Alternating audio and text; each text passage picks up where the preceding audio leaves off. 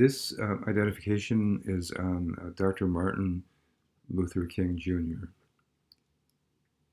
born 1929 and died 1968.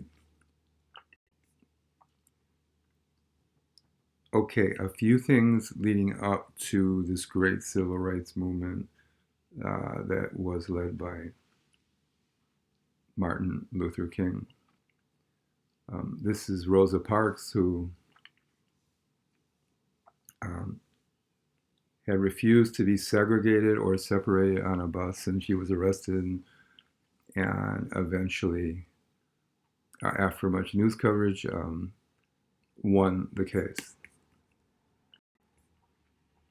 And the beginning of segregation was the beginning of the fall of segregation or separation by races was happening in the South in the late 50s. But it was a hard fought conflict. You can see here some civil rights workers who were going south on buses were attacked.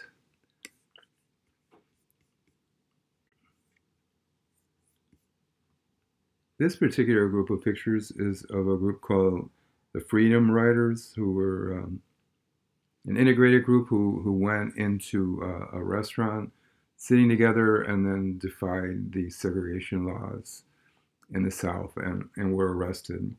Um, the name of this particular group is called the Freedom Riders.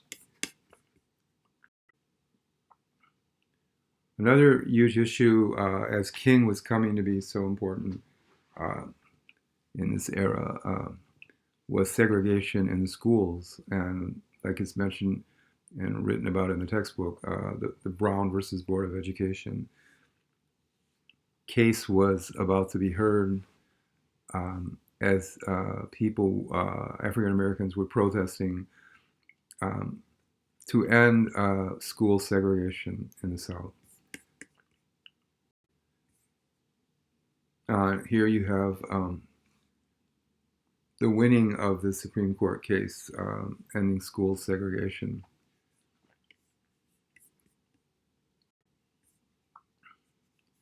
But even so, you had local police in these areas such as Little Rock trying to stop the law and try to stop segregation, or try to keep segregation and stop a new type of school system where races were no longer separated.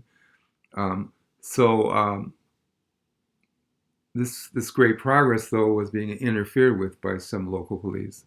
So Eisenhower, the president, sent some federal troops down to Little Rock, Arkansas, um, to enforce the new way of life and to protect African American students who were now going into be integrated in the school system in Little Rock.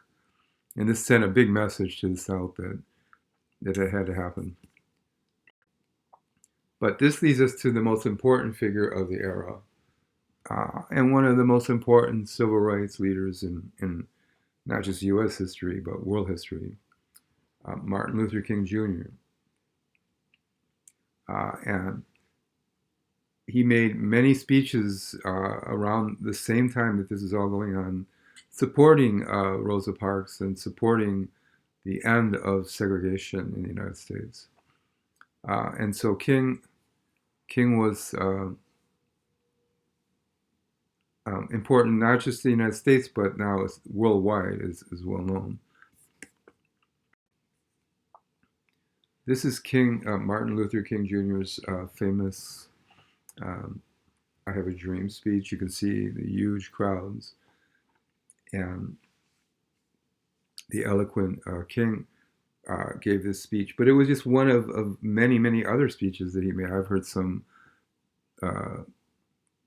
recordings of his other speeches, but this one is the most famous.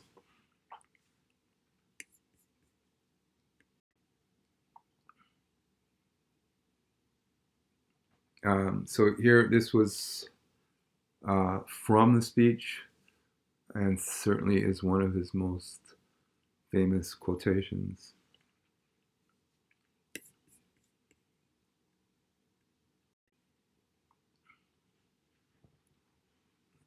He had many speeches, many famous quotes, and he really inspired people in the United States, and inspired African American advances in civil rights.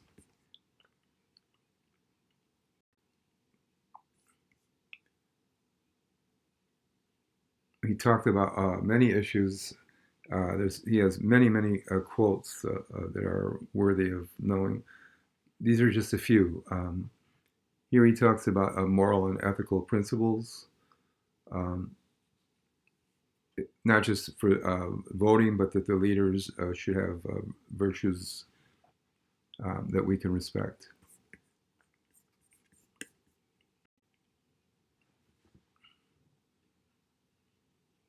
This is another quote of his. He is the son of a Baptist minister and was very much influenced by his religion.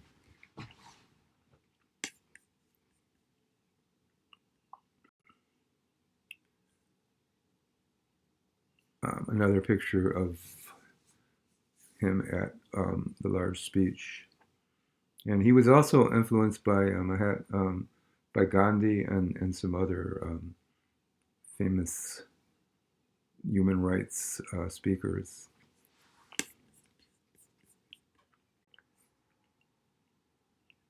A lesser known is his very strong support of the unions and labor movements, and he believed that the labor movement and unions very much helped with progress for workers' rights in the United States.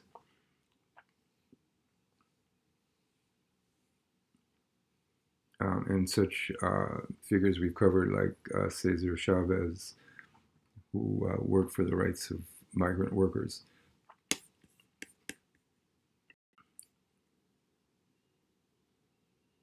And justice anywhere is a threat to justice everywhere.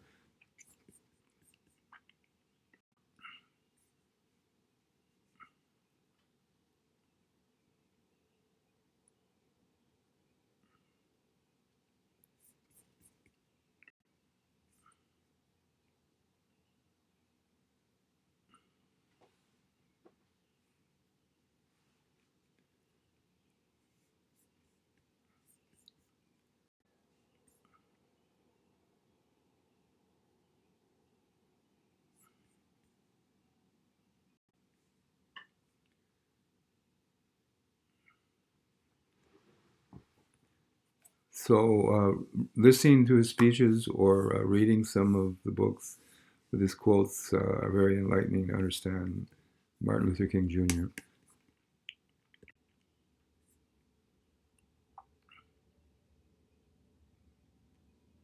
So King was a great leader, and in many ways, it wasn't just the movement was not necessarily a movement from the top, but it was a movement from the people and from the bottom up. So that's something that historians would debate is a lot of the civil rights changes did not come necessarily from the leadership of the country, but came from civil rights leaders and from the people themselves. So, unfortunately, Martin Luther King was assassinated in 1968 by James Earl Ray, um, who shot King at a motel. And um, James Earl Ray, by all accounts, was a racist thug who uh, who killed King, and uh, evidence shows that he even left the rifle to be found because he was hoping to get famous. So there was no trial because Ray pleaded guilty and was sentenced to life in prison. So Martin Luther King was the most famous civil rights leader and speaker in U.S. history, and he died in 1968. He was born in 1929 and died in 1968.